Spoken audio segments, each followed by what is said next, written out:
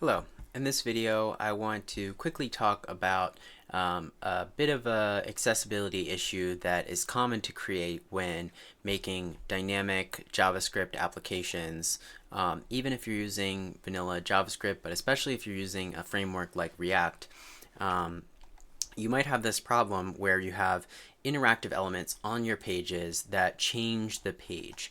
So here I have a basic HTML page you may have seen from a previous video, and now it's been updated to be a color lottery demo. And so it has some basic paragraph text in one section, and then another section it has a status paragraph. And what's going to happen hopefully is when we click the play the lottery button, we will essentially say whether the lottery was won, and we can pick any particular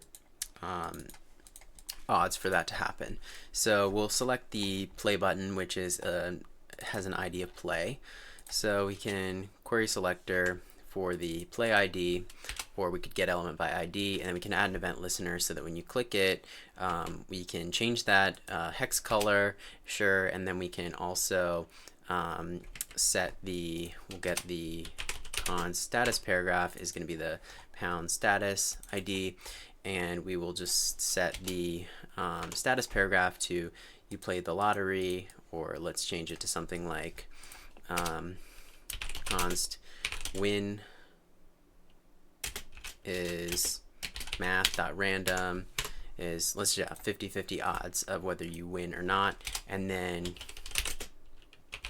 const win text is going to be if you win, you won, you lost, and so we'll say the text content will be the win text.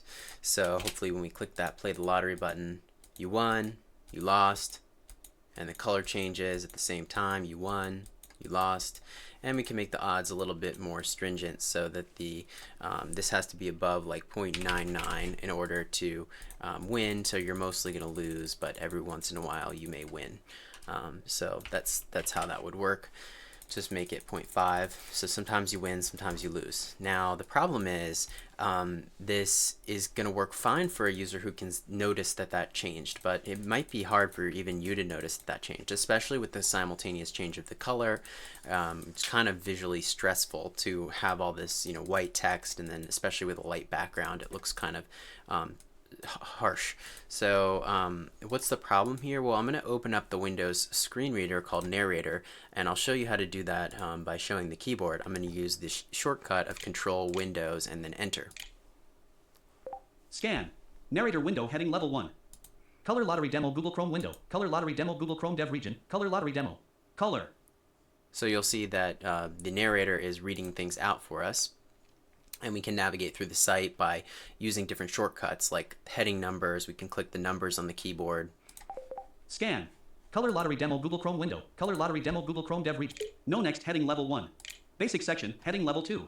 Status paragraph section heading level 2. Space heading level 2. Space heading level 2. So you say we can go back and forth between headings.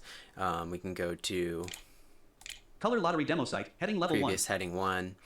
And we can navigate through with like heading the arrow level 2. keys. This is some paragraph text. More text. Heading level 2. Status paragraph section at level 2. You lost. Play the lottery button. So let's say we want to activate this button. We could do that using either the screen reader, or sorry, using either the Enter key or the space bar. And so you see we won there, and visually we can see that, but auditorily we cannot hear that. So that's a problem for somebody who can't see the screen but is using a screen reader to be able to access this website. So how can we fix that? Well, close Narrator. Exiting Narrator. And we can make this a status region, which is automatically going to give it the ARIA Live attribute, which is going to, ARIA is the kind of accessibility, part of the accessibility standards. When you hear that, you should think about accessibility. And like ARIA labels, for example, are going to give things a label when they don't otherwise have a label in the HTML. So for this lottery button, we can have this paragraph with an ID of status also have a role of status. So the status was this was just an ID I picked out of a hat, but the role of status has to actually be that word status.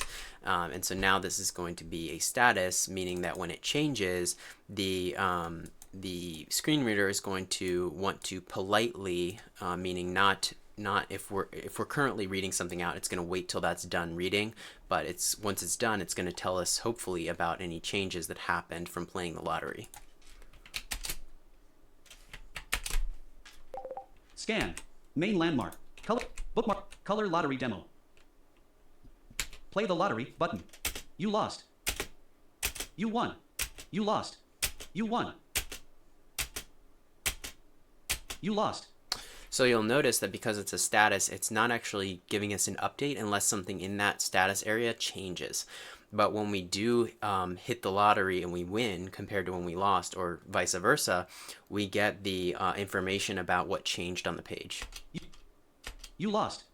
And that's very critical because, again, if somebody's using this website without being able to see the screen and they're relying on their screen reader without that particular ARIA live region implemented by the role status, Exiting narrator. they're going to have no way of knowing that something changed on the page. So this is a critical accessibility feature when you have something as simple as a button that changes text on the page. You might think that's so basic, you know, how is that not handled automatically?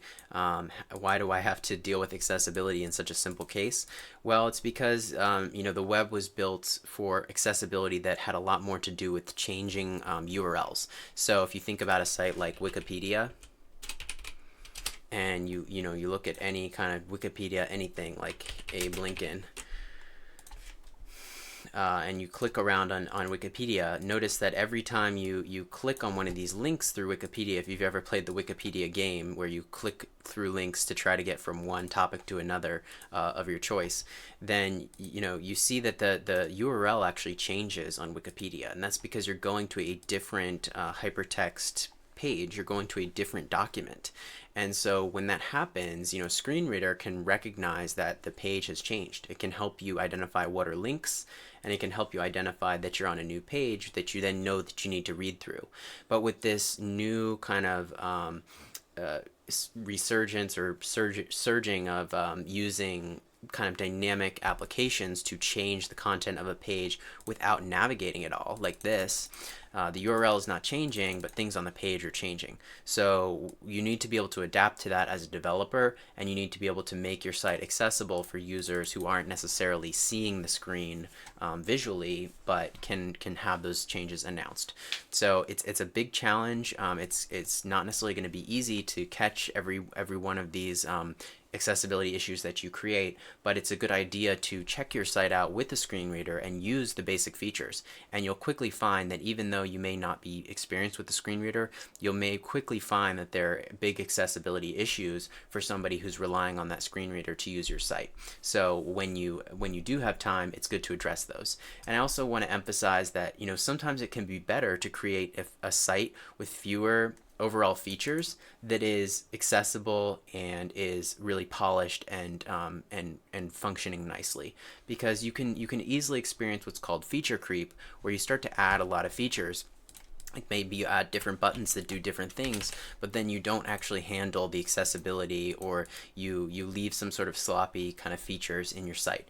And my recommendation is consider whether do you really need to move forward with a new feature, or should you kind of dwell on what you have, test it a little bit better, and make sure that what you have is already a really good product before you start going and trying to add more features to it. So thank you for watching. I hope this has helped you learn a little bit about the accessibility challenges of single page applications, and I hope that you can implement at least some kind of ARIA live region, or at the least a status region, when you want to communicate information that's changed on the page to a user of a screen reader. So thanks for watching, and I'll catch you in the next one.